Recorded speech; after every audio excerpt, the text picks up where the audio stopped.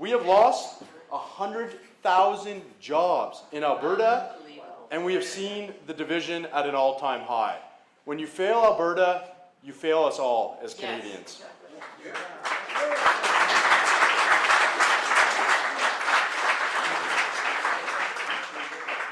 Not only is Mr. Trudeau killing our oil and gas sector, but the regulation and laws passed are killing our entire natural resources industry, and more importantly, they are robbing numerous northern, Indigenous, and rural communities of important opportunity that we want to offer.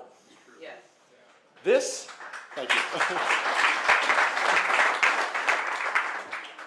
This is one of the many things we will fix when we elect a Conservative majority government on October 21st.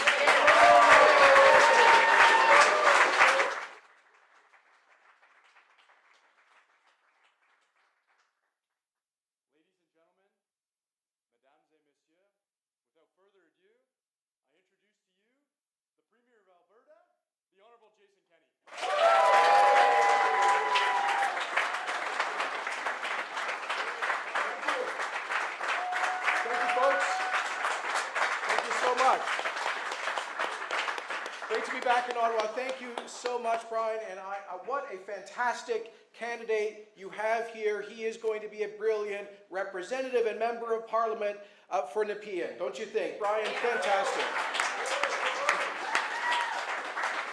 Thanks so much for getting together on short notice to welcome me here. I'm just going to be spending the next couple of days in Ontario, as I promised Albertans in the last provincial election campaign. I said I would do everything I could to defeat the Trudeau Liberal government, to elect a government that will be focused on the concerns of ordinary Canadians, like the cost of living, on economic growth, on job creation, on uniting our country. And that is why I believe we need a strong, common sense government led by Andrew Scheer.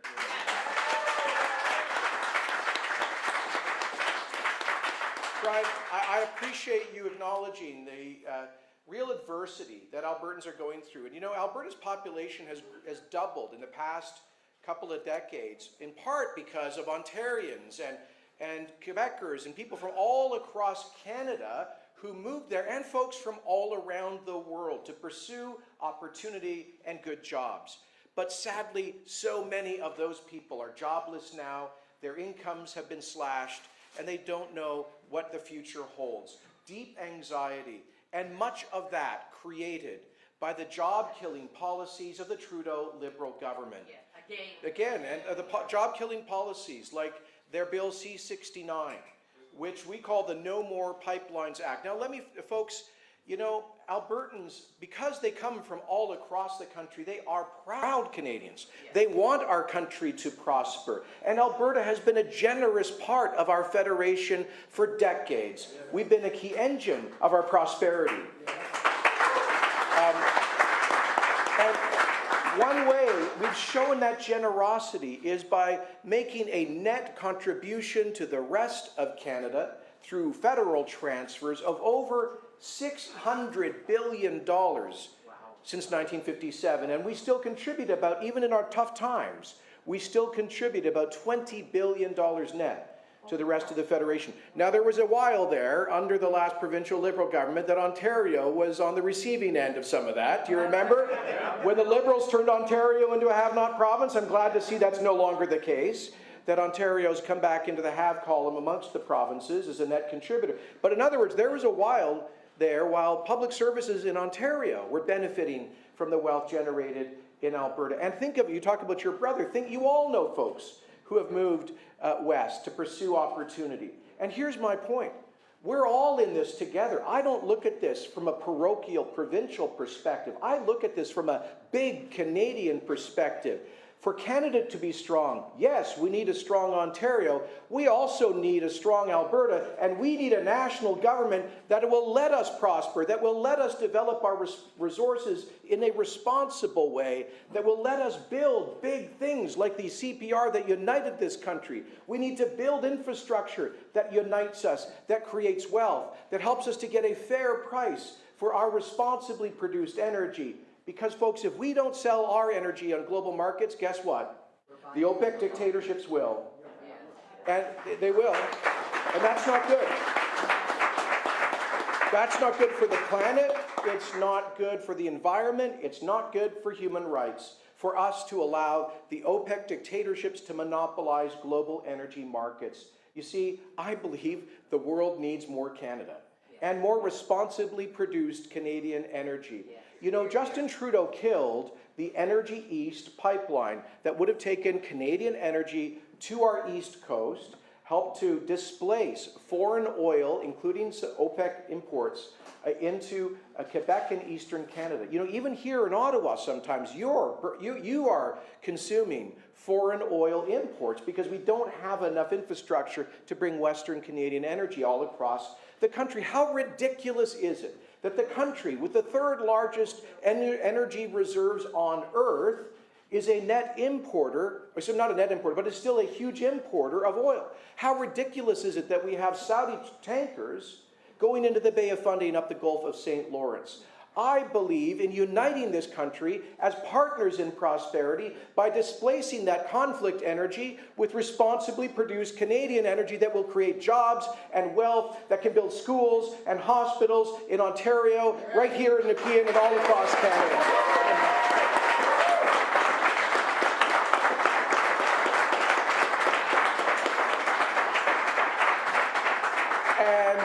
I know that Brian and Andrew Scheer and the Conservative team agree with that nation-building, job-creating vision. That's why Andrew has proposed this visionary idea of energy and resource corridors. Let me tell you something. This didn't get much play from the media, but at our Premier's meeting in July in Saskatoon, all 12 of Canada's 13 provincial and territorial premiers agreed in a communique to call for national resource and energy corridors, including properly approved oil and gas pipelines. And yet Justin Trudeau is saying he wants to give a veto to certain provinces over that, which would kill the dream of Energy East, the dream of energy independence. And Mr. Singh and Ms. May's policies are even more extreme in balkanizing this country. I can't imagine what a message it would send to job creators should we end up with a Trudeau Liberal government held in office by the NDP and the Green Party. This would be a devastating message for Canada's economic future. That's why the stakes are so high. And if people want to reduce the cost of living, if they want to scrap that pointless carbon tax, it's all economic pain and no environmental gain, I can tell you, we Albertans, we just voted massively to scrap it in Alberta. It wasn't doing anything to reduce carbon emissions. It was doing a lot to make it more expensive for low-income seniors to heat their homes and working people to fill up their gas tanks. So, you know, that didn't work. And so scrapping that, Andrew Scheer's huge family tax cut, which is worth, what is it, $800 for? $850 for an average family. It's universal. It applies to everyone. And other ways of reducing the cost of living.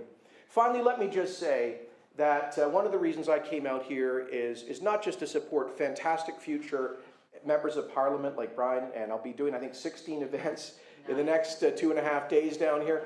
I'm going slow. Only 16 events. You know, my NDP critic back in the day, Olivia Chow, she once joked that I was, quotes, the Energizer Bunny going in the wrong direction. Well, I'll take that, I guess from the NDP, I'll take that as a compliment. But I'm happy to be down here to lend the voice of, let me be honest with you, the vast majority of folks in Alberta. Mr. Trudeau is the least popular Prime Minister in polling history in my province.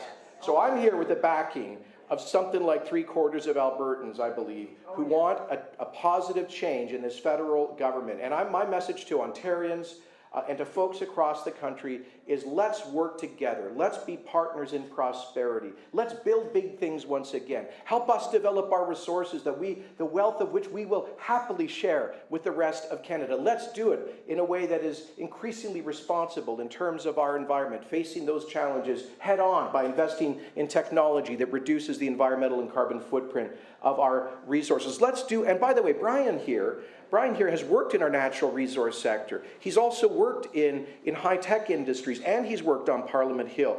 This is a young man who understands what it is to create jobs, to take risks, to try to raise investment that creates jobs. I cannot think of somebody who's more attuned with what we need in the Parliament of Canada right now than Brian. So please take But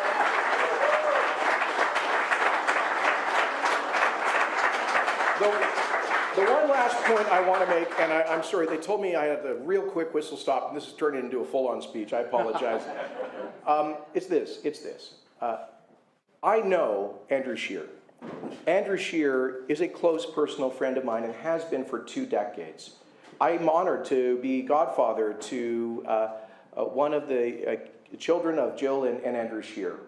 And I have known him since he was a young man, and I've always known him to be underestimated and always to exceed expectations every single step of the way. But most importantly, I know Andrew to be a man of profound dignity, of decency. You know, sometimes people say, why doesn't he get scrappier? And my answer is, he's genuinely one of the nicest people you will ever meet. He actually is, and he can't fake it. Unlike our Prime Minister, who knows how to fake it.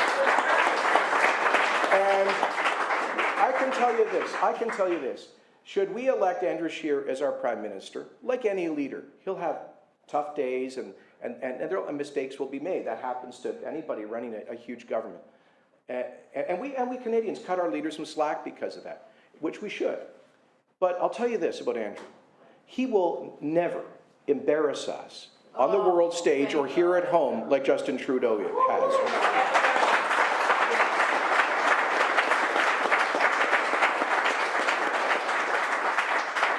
He won't have to constantly apologize for outrageous things that he has done, including mocking other people in ways that you know. And so Andrew Scheer is a man, he is a, you know what? He is a true man of decency who understands the struggles of ordinary folks trying to get ahead, who grew up in a small townhouse here in Ottawa, whose parents didn't own a car at the time, who's one generation removed from a farm family, that he understands the adversity that many Canadians go through. He wasn't born with a silver spoon in his mouth. He wasn't born with any entitlement or any advantages.